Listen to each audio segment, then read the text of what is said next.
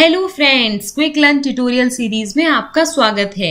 इस वीडियो में एक बार फिर मैं आपके साथ शेयर करने वाली हूँ कुछ इम्पोर्टेंट क्वेश्चन एनर्जी ऑडिट और मैनेजमेंट से रिलेटेड।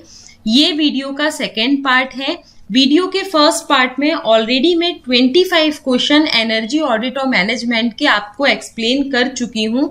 तो अगर आपने अभी तक वीडियो नहीं देखा है तो उस वीडियो को जरूर देखिएगा, क्योंकि ये जो वीडियो है एनर्जी ऑडिट और मैनेजमेंट का, वो आपके यूपी पीसीएल जेई का एग्जाम हो, चाहे आपके जो भी कॉम्पिटिटिव एग्जाम्स हो, उसमें इस टाइम पे बहुत पूछा जा रहा है। तो एनर्जी कन्वर्जन, एनर्जी ऑडिट और मैनेजमेंट, इनसे रिलेटेड इस बार बहुत सारे क्वेश्चंस आए हैं जो अभी यूपी पीएलसी जेई का एग्जाम हुआ था उसमें भी। तो आइए वीडियो स्टार्ट करते हैं। मैंने अभी आपको बताया कि ऑलरेडी मैं फर्स्ट वीडियो का पार्ट शेयर कर चुकी हूँ, अपलोड कर चुकी हूँ, जिसमें मैंने 25 क्वेश्चन एक्सप्लेन किए थे। तो यहाँ पे हम 26 नंबर क्वेश्चन से स्टार्ट करेंगे। तो 26 नंबर का क्वेश्चन है, replacement of steam based hot water generation by solar system is an example of. जो steam based hot water generation है उसको हमने रिप्लेस किया है सोलर सिस्टम से। ये एग्जाम्पल होता है एनर्जी सब्स्टिट्यूशन का। यहाँ पे देखिए कुछ और एग्जाम्पल दिए हैं एनर्जी सब्स्टिट्यूशन के, जैसे कि using a steam heater instead of electric ones. हम स्टीम हीटर का यूज करें इलेक्ट्रिक हीटर की जगह, या using solar water heater system instead of steam based hot water system. हम सोलर वाटर हीटर सिस्टम का यूज करें instead of steam based hot water system. तो ये हमारे सब्स्टिट्यूट है एनर्जी के, कि हम किस तरीके से एनर्जी को सेव कर रहे हैं। हम इलेक्ट्रिक हीटर की जगह स्टीम हीटर का यूज करें, हम steam based hot water heater की जगह सोलर वाटर हीटर का यूज करें। तो ये सारे एनर्जी सब्स्टिट्यूशन के एग्जाम्पल हैं। तो ये जो ऊपर दिया है वो भी हमारे एनर्जी सब्स्टिट्यूशन का एग्जाम्पल है। इसका और डिटेल यहाँ पे दिया हुआ है। तो अगर आपको और डिटेल में पढ़ना है तो वीडियो को पॉज करिए और इसको पूरा पढ़िए। इसमें मैंने बताया है कि कैसे हमारे ये एनर्जी सब्स्टिट्यूट एनर्जी को सेव करने के काम में आते हैं, एनवायरनमेंट को पॉल्यूशन फ्री बनाते हैं, हमारे कॉस्ट को कम करते हैं। तो ये सारी चीजें इसमें बताई हैं। नेक्स्ट क्वेश्चन नंबर 27 है, the benchmarking parameter for air conditioning equipment is. Air conditioning equipment का जो बेंचमार्किंग पैरामीटर होता है वो क्या होता है? तो उसका पैरामीटर होता है किलोवाट पर टन ऑन रेफ्रिजरेशन। आपने सुना होगा कि जब भी हम एसी लगवाते हैं अपने घरों में तो अपन कहते हैं ना कि 1 टन का एसी है या 2 टन का एसी है या 1.5 टन का एसी लगवाओ तो इतना रूम कूल हो जाएगा। तो एयर कंडीशनिंग के अकॉर्डिंग जो जितने भी एयर कंडीशनिंग इक्विपमेंट होते हैं उसको हम किलोवाट पर टन से मेजर करते हैं कि कितने टन का एसी होगा वो कितना कूलिंग करेगा। तो ये कहलाता है किलोवाट पर ton of refrigeration. Next question number 28 है, which instrument is used to monitor oxygen और carbon monoxide in fuel gas. Fuel gas में कार्बन मोनोऑक्साइड को और ऑक्सीजन को मॉनिटर करने के लिए हम किस इंस्ट्रूमेंट का यूज करते हैं? तो उसके लिए बेसिकली हम फायराइट का यूज करते हैं। यहाँ पे देखिए इस डायग्राम में आप ये वाला जो इंस्ट्रूमेंट देख रहे हो वो कहलाता है फायराइट। इसका यूज किया जाता है ऑक्सीजन को और कार्बन मोनोऑक्साइड को मॉनिटर करने के लिए फ्यूल गैस में। अब ये कार्बन मोनोऑक्साइड क्या होती है? कार्बन मोनोऑक्साइड का जो वो होता है CO से हम रिप्रेजेंट करते हैं। इसमें एक कार्बन का एटम होता है और एक ऑक्सीजन का एटम होता है। नेक्स्ट क्वेश्चन नंबर 29 है, the percentage of energy saved at the current rate of use compare to the reference year rate of use is called. जो परसेंटेज होता है कि हमने कितनी energy save at the current rate of use, जो current rate चल रहा है उसके अकॉर्डिंग हमने कितनी एनर्जी सेव की, compare to the reference year rate of use. इसके रेशियो को, इसके परसेंटेज को हम क्या कहते हैं? तो इसको हम कहते हैं energy performance. Next question number 30 है, reason of energy problem in India is. India में एनर्जी प्रॉब्लम का क्या रीजन है? आप देखते हो इंडिया में बहुत इलेक्ट्रिसिटी कट होती है, पावर कट होती है। हमारे पास कभी अभी रिसेंट में कोल की कमी हो रही है। हम बहुत सारा कोल जो है वो बाहर की कंट्रीज से बाय कर रहे हैं। तो ऐसी एनर्जी प्रॉब्लम हमारे इंडिया में क्यों है? क्योंकि यहाँ पे पॉपुलेशन बहुत ज्यादा है, इंडस्ट्रीज बहुत ज्यादा है, एग्रीकल्चर सेक्टर बहुत ज्यादा है, जहाँ पे बहुत ज्यादा कंजम्पशन है एनर्जी का, और पॉपुलेशन इसका बहुत बड़ा रीजन है। पॉपुलेशन ज्यादा होने की वजह से इंडस्ट्रीज ज्यादा है, उसी से को रिलेटेड हमारा एग्रीकल्चर है। तो all of the above is the reason of energy problem in India. यहाँ पे एक्सप्लेनेशन दिया है कि कितनी एनर्जी कहाँ कंज्यूम हो रही है। तो इंडिया में इलेक्ट्रिसिटी की कितनी डिमांड है, नॉन रिन्यूएबल एनर्जी कितनी हम यूज करते हैं, रिन्यूएबल एनर्जी हम कितनी यूज करते हैं, हाइड्रो पावर एनर्जी हम कितनी यूज करते हैं, न्यूक्लियर पावर एनर्जी कितने % हम यूज करते हैं, सारी चीजें यहाँ पे दी हुई हैं। तो ये आप जरूर पढ़िएगा। नेक्स्ट क्वेश्चन नंबर 31 है, population increases in world with rate of, world में पॉपुलेशन किस रेट से इंक्रीज हो रही है? तो यहाँ पे आंसर है 1.8% के रेट से। अब ये पॉपुलेशन ग्रोथ क्या कहलाती है? तो population growth is the increase in the number of people in a population. एक पॉपुलेशन में कितने नंबर ऑफ पीपल की ग्रोथ हो रही है उसको हम कहते हैं पॉपुलेशन ग्रोथ। तो एनुअली कितनी ग्रोथ हो रही है? 1.1% दिया है यहाँ पे। 1.1% से 1.8% तक ग्रोथ हो रही है। तो 1.8 इसका करेक्ट आंसर है। नेक्स्ट क्वेश्चन नंबर 32 है, energy consumption increases in world with rate of, energy consumption किस रेट से इंक्रीज हो रहा है पूरे वर्ल्ड में? तो एनर्जी कंजम्पशन 2% के रेट से इंक्रीज हो रहा है वर्ल्ड में। Next, which of the following is highest contributor to the air pollution? Air pollution में सबसे ज्यादा कॉन्ट्रीब्यूशन किस कंपाउंड का है? कार्बन मोनोऑक्साइड का सबसे ज्यादा कंट्रीब्यूशन होता है एयर पॉल्यूशन में। यहाँ पे दिया भी हुआ है कि एयर पॉल्यूशन में कार्बन मोनोऑक्साइड बेसिकली जो फॉसिल फ्यूल बर्न होते हैं उससे प्रोड्यूस होती है। और जब भी हम इलेक्ट्रिसिटी जनरेट करते हैं या ट्रांसपोर्टेशन करते हैं तो हम, जैसे आपका कोल हो गया, ऑयल हो गया, गैस ऑयल है, इन सबको हम बर्न करते हैं। तो इनके बर्न होने से कार्बन मोनोऑक्साइड रिलीज होती है और कार्बन मोनोऑक्साइड ही सबसे ज्यादा एयर को पॉल्यूटेड करती है, इसीलिए उसका कंट्रीब्यूशन सबसे हाईएस्ट होता है। नेक्स्ट क्वेश्चन नंबर 34 है, population of India compare to world is, India की पॉपुलेशन वर्ल्ड के कंपैरिजन में कितने % है? तो वो 16% है। यहाँ पे देखिए, इंडिया की पॉपुलेशन 2020 में जो एस्टिमेट की थी वो थी 17.7% of the total world population का, लेकिन यहाँ पे ऑप्शन आपका 17.7 कहीं नहीं दिया है, तो उसका क्लोजेस्ट दिया हुआ है 16%। तो 16 इसका करेक्ट आंसर है। कई बार ऐसा होता है कि आपको क्लोजेस्ट आंसर दिए होते हैं, जैसे यहाँ पे एग्जैक्ट नहीं दिया है क्योंकि ये 2020 का एस्टिमेशन है। हो सकता है इन्होंने कब का पूछा हो, रिसेंट का पूछा हो, तो जो क्लोजेस्ट है हम उसको करेक्ट आंसर मानते हैं। नेक्स्ट क्वेश्चन नंबर 35 है, how much % of required crude oil is imported by India? कितने % क्रूड ऑयल इंडिया इंपोर्ट करता है? तो 75% क्रूड ऑयल इंडिया इंपोर्ट करता है। यहाँ पे देखिए, India import 82% of oil needs. India अभी 82% ऑयल जो है वो इंपोर्ट करता है और ये एस्टिमेट किया जा रहा है कि 2022 तक इंडिया इसको रिड्यूस कर देगा, 67% कर देगा। तो यहाँ पे फिर से वही हुआ, 82% दिया है, लेकिन इसका एग्जाम मतलब लगभग 75% इसका करेक्ट आंसर है। नेक्स्ट क्वेश्चन नंबर 36 है, which is renewable energy source? इनमें से रिन्यूएबल एनर्जी सोर्स क्या है? Wind energy, solar energy, both wind और सोलर एनर्जी, और नन ऑफ द एबव। तो विंड एनर्जी और सोलर एनर्जी दोनों हमारे रिन्यूएबल एनर्जी सोर्स कहलाते हैं।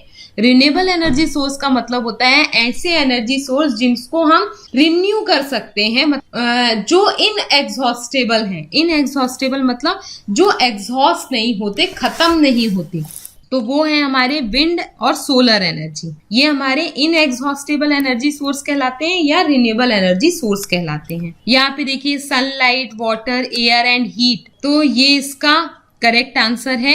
इनको हम कई बार ग्रीन और इको एनर्जी भी कहते हैं। ये इंपॉर्टेंट है, यहाँ पे आप ये भी ध्यान रखिएगा कि some time renewable energy is also called inexhaustible, जैसा कि मैंने आपको बताया, और ग्रीन और इको एनर्जी सोर्स भी कहलाते हैं। नेक्स्ट क्वेश्चन नंबर 37 है scope of energy conservation in. Energy conservation का स्कोप कहाँ है? तो ट्रांसपोर्टेशन में भी है, एग्रीकल्चर और इंडस्ट्रीज में भी है। ऑल ऑफ द अबव इसका करेक्ट आंसर है। नेक्स्ट क्वेश्चन नंबर 38 है energy conservation act establish in India in. Energy conservation act India में कब इस्टेब्लिश हुआ? तो एनर्जी कंजर्वेशन का एक्ट इंडिया में 29 सितंबर 2001 को इस्टेब्लिश किया गया। An act to provide for efficient use of energy and its conservation. ये एक्ट बनाया गया है जिससे हमारी एनर्जी एफिशिएंटली यूज हो और उसका कंजर्वेशन हो सके। नेक्स्ट क्वेश्चन नंबर 39 है फुल फॉर्म ऑफ ईसीबीसी इज। ईसीबीसी का फुल फॉर्म क्या है? तो उसका फुल फॉर्म है एनर्जी कंजर्वेशन बिल्डिंग कोड। इसका डिस्क्रिप्शन यहाँ दिया है। एनर्जी कंजर्वेशन बिल्डिंग कोड यानी ECBC was developed by the government of India for new commercial buildings and released on 27th May 2007। Energy conservation building code जो है वो government of India ने बनाया कमर्शलाइज बिल्डिंग के लिए और रिलीज किया 27 मई 2007 को। और ECBC ने मिनिमम एनर्जी स्टैंडर्ड भी कमर्शियल बिल्डिंग के लिए डिक्लेयर किया कि कितना होना चाहिए। तो ये बहुत इंपॉर्टेंट है कि 2007 में ये बनाया गया, मई 2007 में, और कितना minimum energy standard commercial building के लिए है वो भी यहाँ पे दिया हुआ है। नेक्स्ट क्वेश्चन नंबर 40 है lux meter is use to measure. Lux meter का हम क्या चीज मेजर करने के लिए यूज करते हैं? तो इल्यूमिनेशन लेवल मेजर करने के लिए यूज करते हैं हम लक्स मीटर का। यहाँ पे देखिए उसका एक्सप्लेनेशन दिया है। Lux meter are use to measure brightness in lux. Lux meter का यूज हम ब्राइटनेस मेजर करने के लिए करते हैं, यानी इल्यूमिनेशन मेजर करने के लिए करते हैं। अब क्वेश्चन नंबर 41 है for a cement plant the parameter kilowatt hour पर एमटी ऑफ क्लिंकर इंडिकेट। ये क्या इंडिकेट करता है सीमेंट प्लांट में? तो ये इंडिकेट करता है एनर्जी इंडेक्स पैरामीटर। ये हमारा एनर्जी इंडेक्स पैरामीटर कहलाता है एक सीमेंट प्लांट का। ठीक है। नेक्स्ट क्वेश्चन नंबर 42 है energy manager should be well versed with. Energy manager में क्या क्या चीजें होनी चाहिए? तो उसमें मैनेजरल स्किल होने चाहिए और टेक्निकल स्किल्स भी होने चाहिए, यानी किसी चीज को मैनेज करने का और टेक्निकली उसको समझने के दोनों स्किल होने चाहिए एनर्जी मैनेजर में। नेक्स्ट क्वेश्चन नंबर 43 है an energy policy does not include. Energy policy क्या चीज इंक्लूड नहीं करती इनमें से? तो सारे ऑप्शंस आप पढ़िएगा। ये जो लास्ट का ऑप्शन है फ्यूचर प्रोडक्शन प्रोजेक्शन, ये इंक्लूड नहीं करती हमारी एनर्जी पॉलिसी। यहाँ पे पूरे एनर्जी पॉलिसी का एम दिया हुआ है, वो आप ध्यान से पढ़िएगा। जितनी चीजें मैं एक्स्ट्रा आपको बता रही हूँ उसके अलावा जो भी एक्स्ट्रा एक्सप्लेनेशन दिया है उसको वीडियो को पॉज करिए और ध्यान से पढ़िए। एक्चुअली वीडियो की लेंथ बहुत ज़्यादा हो जाती है, इसके लिए मैं बहुत ज़्यादा आपको एक्सप्लेन नहीं कर सकती हूँ यहाँ पे। तो अगर आपको पढ़ना है तो एक बार आप क्वेश्चन पढ़िए, उसके सारे ऑप्शंस पढ़िए, उसके बाद जो एक्सप्लेनेशन दिया है उसको आराम से पढ़िए, तो आपको सारी चीज़ें क्लियर होंगी और आपको उसके बारे में, आसपास की चीज़ों के बारे में नॉलेज होगा। The aim of policy generally involve reducing the cost of renewable energy production for customer. जो रिन्यूएबल एनर्जी प्रोडक्शन होता है उसकी कॉस्ट को रिड्यूस करना, ये मेन एम है एनर्जी पॉलिसी का। तो यहाँ पे देखिए फर्स्ट ऑप्शन दिया है टारगेट एनर्जी कंजम्पशन रिडक्शन। जो हमारी टारगेट एनर्जी का कितना कंजम्पशन हो रहा है उसको रिड्यूस करना पहला एम है। दूसरा एम है टाइम पीरियड फॉर रिडक्शन, उसके टाइम पीरियड को रिड्यूस करना दूसरा एम है। तीसरा एम है declaration of top management commitment, तीसरा है। लास्ट वाला जो है वो हमारी एनर्जी पॉलिसी का एम नहीं है, तो ये इसका करेक्ट आंसर है। नेक्स्ट 44 नंबर का क्वेश्चन है carbon dioxide measurement of fyrite kit is based on. Fyrite kit से हम कार्बन मोनोऑक्साइड, ऑक्सीजन और कार्बन डाइऑक्साइड को मेजर करते हैं। तो वॉल्यूम बेसिस पे हम या कार्बन डाइऑक्साइड मेजर करते हैं फाइराइट किट की हेल्प से। तो ये इसका करेक्ट आंसर है। इसके पहले हम फाइराइट किट के बारे में ऑलरेडी मैंने आपको एक पिक्चर इमेज दिखाई थी जिसमें फाइराइट किट दिया हुआ है। उसकी और थोड़ी सी मैं आपको डिटेल बता दूं कि अगर वो फाइराइट मीटर रेड कलर एब्जॉर्ब करता है यानी हम ऑक्सीजन मेजर कर रहे हैं, अगर ब्लू कलर एब्जॉर्ब करता है तो हम कार्बन डाइऑक्साइड मेजर कर रहे हैं, और इसकी हेल्प से हम कार्बन मोनोऑक्साइड भी मेजर कर पाते हैं। नेक्स्ट क्वेश्चन नंबर 45 है non contact speed measurement can be carried out by. जो नॉन कॉन्टैक्ट स्पीड मेजरमेंट है वो हम कैसे करते हैं, किसके थ्रू, टचोमीटर के थ्रू, किसके थ्रू करते हैं, तो वो हम करते हैं स्ट्रोबोस्कोप के थ्रू। ठीक है, इसका यूज हम करते हैं मेजर करने के लिए रोटेशनल स्पीड को या रिवोल्यूशन वेलोसिटी को। तो ये इसका करेक्ट आंसर है। नेक्स्ट क्वेश्चन नंबर 46 है the tool used for performance assessment and logical evaluation of avenues for improvement in energy management and audit is. ऐसा वो कौन सा टूल है जिसका हम यूज करते हैं एनर्जी मैनेजमेंट और ऑडिट के परफॉर्मेंस को एसेस करने के लिए या लॉजिकल इवैल्यूएशन के लिए, तो वो है हमारा बेंचमार्किंग। बेंचमार्किंग की हेल्प से हम किसी भी एनर्जी मैनेजमेंट और ऑडिट के परफॉर्मेंस को और उसकी लॉजिकल इवैल्यूएशन को मेजर कर सकते हैं या उसके इम्प्रूवमेंट को मेजर कर सकते। यहाँ पे पूरा डिटेल दिया हुआ है।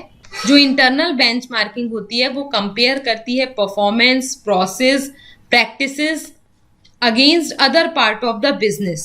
नेक्स्ट क्वेश्चन नंबर 47 है infrared thermometer is use to measure. जो इंफ्रारेड थर्मोमीटर होते हैं उनका यूज किया जाता है मेजर करने के लिए सरफेस टेम्परेचर को। यहाँ पे देखिए पूरा डिटेल है।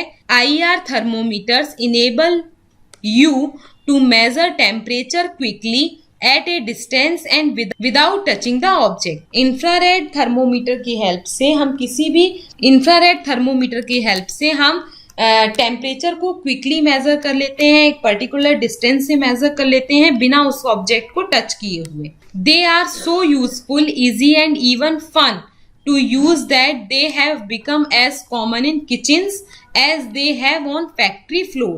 इनका कई जगह यूज किया जाता है, इनको यूज करना बहुत इजी है, यूज करने में फन होता है, मतलब मजा आता है। किचन में हम यूज कर सकते हैं, फैक्ट्री के फ्लोर में यूज करते हैं, तो सरफेस टेम्परेचर को मेजर करने के लिए भी हम यूज करते हैं। नेक्स्ट क्वेश्चन नंबर 48 है find out the odd among the following choice for fuel substitution for industrial sector of India. जो इंडस्ट्रियल सेक्टर है इंडिया का उसमें फ्यूल सब्सटीट्यूशन का एग्जाम्पल कौन सा नहीं है इनमें से। फाइंड आउट द ऑड, ठीक है, एमंग द फॉलोइंग चॉइस, इनमें से जो चॉइस दी है उनमें से कौन सा ऑड है, तो वो है LPG for soft coke. Question number 49 है a various type of instruments which required during audit need to be. वो इंस्ट्रूमेंट जिनका हम एनर्जी ऑडिट के लिए यूज करते हैं उनमें क्या क्या चीजें होनी चाहिए, तो उनमें होना चाहिए वो इजी टू कैरी होना चाहिए, इजी टू ऑपरेट होना चाहिए, इनएक्सपेंसिव होना चाहिए। तो ऑल ऑफ द एबव या 1 2 3 ये तीनों ही करेक्ट है इसमें से। नेक्स्ट क्वेश्चन नंबर 50 है air velocity in duct can be measured by using. कोई डक्ट है आपके पास, उसमें एयर वेलोसिटी को हम किस उससे मेजर करते हैं, तो वो कहलाती है हमारी पिटोट ट्यूब। तो यहाँ पे देखिए इसका एक्सप्लेनेशन दिया है कि किसी भी फ्लूइड को मेजर करना है या एयर के फ्लो को मेजर करना है तो हम इस ट्यूब का यूज करते हैं। तो ये आपके एनर्जी ऑडिट और मैनेजमेंट से रिलेटेड और बहुत सारे क्वेश्चंस थे जिसका एक्सप्लेनेशन आपने यहाँ पे देखा। ये वीडियो आपके बहुत हेल्प करेगा आपके कॉम्पिटिटिव एग्जाम्स के लिए। तो stay continue, keep watching, keep sharing my videos. Bye bye.